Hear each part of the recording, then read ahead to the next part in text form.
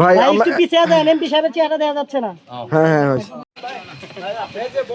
ভাই এদিকে ভাই মোবাইল একটু সরে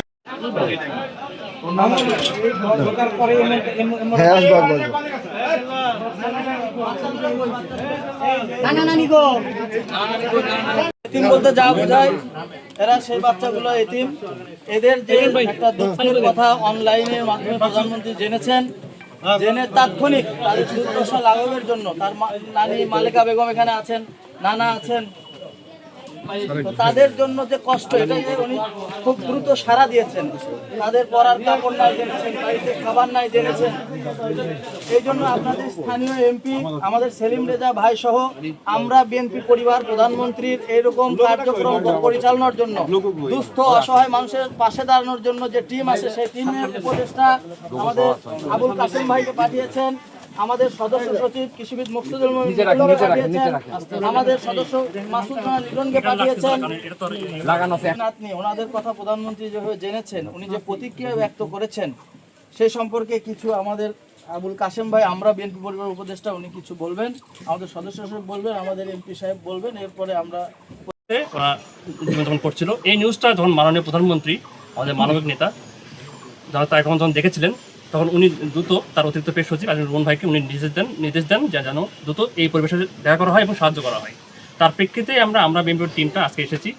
আসলে এই রায়হান আর রেহান, এই দুই ছোট্ট শিশু, বয়স 7 বছর আর একজনের 9 বছর, এরা আসলে বাবা মা ছাড়া আর নানির কাছে অনেক কষ্টে জীবনযাপন করছিল।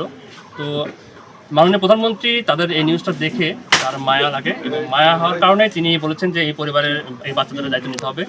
আর তার প্রেক্ষিতে আমরা আপনাদের শেষগঞ্জের কৃতি সন্তান আমাদের মন্ত্রী সাহেব ওনার ইকবাল মোহাম্মদ টুকু ভাইয়ের সাথে কন্ট্যাক্ট করি, এবং তার মাধ্যমে আমরা এখানে আসি। তো আমরা মূলত এই দুই সন্তানের জন্য কিছু কাপড় চোপড় নিয়ে এসেছি এবং কিছু খাদ্য সামগ্রী নিয়ে এসেছি। আর এছাড়া এদের পড়াশোনা যেন করতে পারে, সেজন্য মাসিক একটা বৃত্তির ব্যবস্থা করে দেবো, যাতে ওরা যেন ভবিষ্যতে যেন কোনো সমস্যা না হয় এবং ভবিষ্যতে পড়াশোনা করতে পারে সেই ব্যবস্থা করা হচ্ছে। আর ওরা প্রত্যেক মাসে এরা মাসিক বৃত্তি পাবে, এবং এই দায়িত্ব নেবে টুকু ভাই দায়িত্ব নিচ্ছে, এবং তার মাধ্যমে মূলত হচ্ছে প্রধানমন্ত্রীর পক্ষে উনি দায়িত্ব নিচ্ছে। আর এছাড়া আমরা বিএনপি টিমটা সর্বক্ষণই আমরা দেখাশোনা করবো, খোঁজখবর রাখবো। সবাইকে ধন্যবাদ। হয়, কিন্তু আমরা কাগজ কলমে এটা আমরা প্রতিষ্ঠা পাই 2024 সালে, যখন আমরা যারা শহীদ হয়েছেন বা হয়েছে দুস্থদের জন্য এই সংগঠনটা কাজ করে। তখন এটা আমরা যখন এই কাজ সাংবাদিক করে, তার পরিপ্রেক্ষিতে আমাদের তৎকালীন চেয়ারম্যান সাহেব জনাব তারেক রহমান এটাকে কাগজে কলমে একটা সংগঠন। ভাই একটু পিছিয়ে দেন, এমপি সাহেবের চেহারা দেখা যাচ্ছে না। হ্যাঁ হ্যাঁ হ্যাঁ মানে একটু হ্যাঁ এদিকে সরে হবে, বাস ওকে।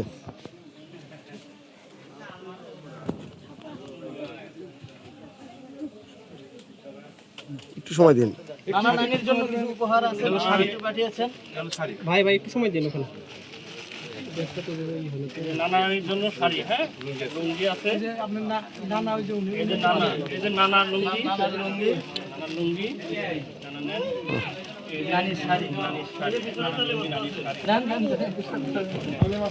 ঈদের আগে আবার দেখা হবে। এখানে আরো শার্ট প্যান্ট আছে, হ্যাঁ,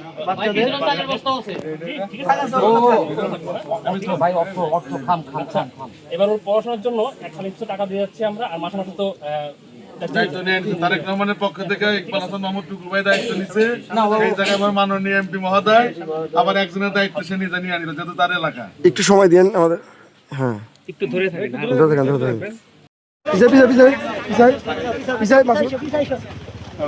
এইগুলো আমরা সামনে থেকে সবাই সরবে একটু স্পেস দিয়ে আমাদের।